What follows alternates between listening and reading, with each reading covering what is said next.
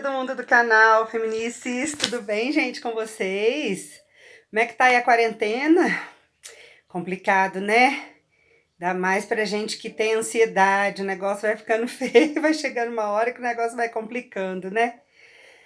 Bom, gente, hoje eu vim gravar um vídeo pra vocês, falando um pouquinho dessa situação, né, que tá aí, que é a quarentena, e principalmente falando um pouquinho sobre ansiedade. Eu tenho a síndrome da ansiedade generalizada, né, passei mal uma vez de uma forma muito estranha, falo que um dos piores momentos da minha vida, pior que dor de dente, eu falo, porque dor de dente é horrível, né, mas é pior que dor de dente. E depois desse dia em que eu passei mal, vou contar para vocês mais os pormenores desse dia terrível, eu comecei a tomar sertralina, tomo até hoje. E assim, depois disso eu comecei a estudar um pouco, a ler um pouco, a tentar entender um pouco do que é essa síndrome da ansiedade generalizada, que também existe também, né, a síndrome do pânico, a depressão, que graças a Deus essas duas eu não tenho, mas são todas tratadas mais ou menos da mesma forma, né? Então por isso que eu vim falar com vocês hoje um pouquinho sobre isso. Bom, gente, quando eu tive a primeira vez, a primeira crise, né, eu estava fora de casa, eu estava numa viagem de férias, e eu sou uma mulher muito acelerada, então eu sou ligada no 620.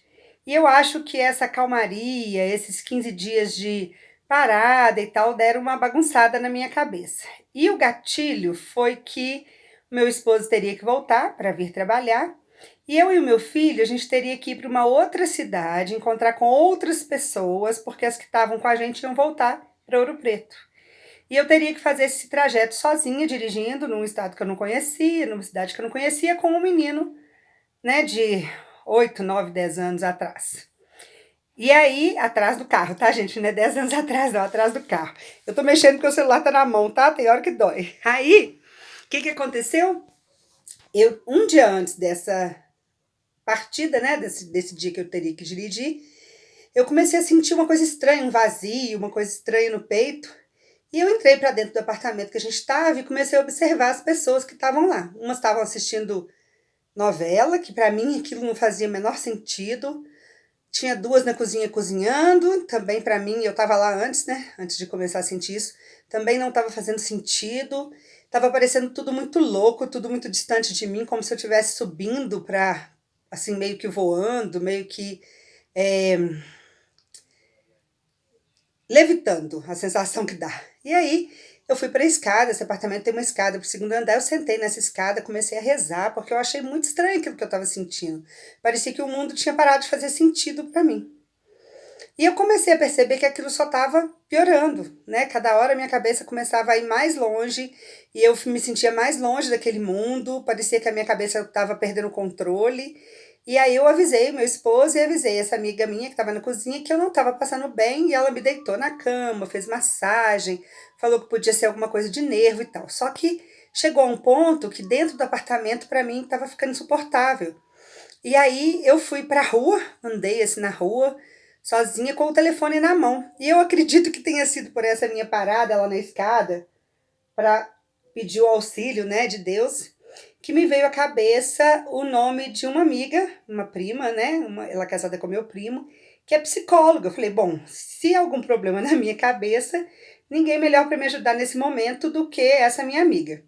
E eu não estava conseguindo respirar. A sensação que eu tinha é que eu puxava o ar e ele não entrava. Além dessa sensação, essa sensação terrível de que eu estava enlouquecendo, assim, que a cabeça estava indo além, que eu não estava conseguindo firmar ela na realidade. Aí eu liguei para essa minha amiga, graças a Deus, ela me atendeu prontamente, foi de prontidão, que foi a Isabela. E quando eu falei para ela, a primeira coisa que eu falei com ela é: Bebel, eu acho que eu tô ficando louca. Tem alguma coisa errada comigo, eu acho que eu tô ficando doida. Aí ela falou comigo assim, a primeira frase, que eu lembro como se fosse hoje: Ziele, os loucos não sabem que eles estão ficando loucos. Se você tá pensando que você tá ficando louca, é porque você não tá. Isso é uma síndrome de ansiedade ou de pânico. Isso ela conversando comigo do outro lado do telefone. Eu falei, isso foi assim, pra mim foi um pé no chão, sabe? Bom, então, graças a Deus, louca eu não tô, porque a sensação que eu tinha é que a única forma de eu melhorar daquilo era uma camisa de força, porque eu tava realmente me sentindo muito estranha. E aí eu comecei a dizer para ela que eu não estava respirando. Eu falei, Isabela, eu não estou respirando, não tem ar. Ela falou, Ziele, se você está conseguindo me contar isso que você está sentindo, é porque você está respirando, o ar está entrando. Calma, você está passando por uma crise de ansiedade. E foi conversando comigo. Depois disso, né, eu melhorei. Nossa, comecei a me sentir bem melhor, porque eu descobri que eu não estava louca, né? E aí eu fui até o hospital, lá da cidade onde eu estava. A médica me deu um calmante muito forte, eu acredito que nem precisava daquilo naquele momento. Mas como ela não me conhecia, não conhecia meu histórico, não conhecia nada, ela me deu um calmante muito forte.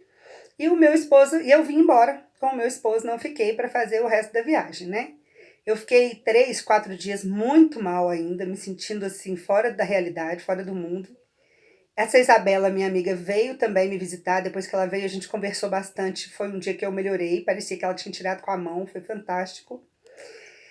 E depois desse dia, eu procurei um psiquiatra e comecei a tratar dessa minha ansiedade. Eu tenho ansiedade, né? Antigamente, quando eu era criança, ninguém falava sobre hiperatividade e tal.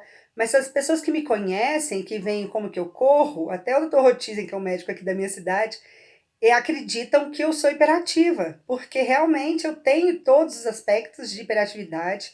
Aprendia tudo muito fácil e eu sempre fui muito agitada, muito. Eu não era desobediente, porque minha mãe era muito brava, né?